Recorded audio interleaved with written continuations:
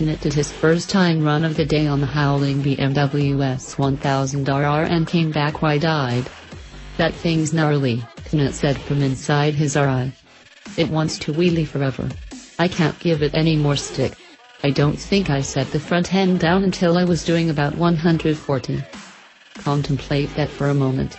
As with the Kawasaki H2 and Ducati Panigale, Canet choose to test the Beamer with launch control, traction control, and wheelie control off.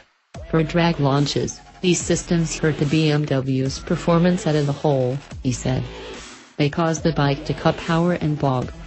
With everything switched off," Canet said he couldn't be aggressive with the throttle until third gear, when he could really wring it out.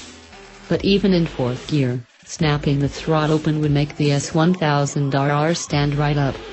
"Makes it pretty fun," remarked our master of understatement. So, with Canet making the 1, 2 and 2, 3 shifts at 12,000 pm instead of 14,000 to help keep the front wheel down, the S1000RR posted a fantastic time, hitting 180 miles per hour in 16 seconds flat and streaking to a terminal velocity of 184.5 miles per hour.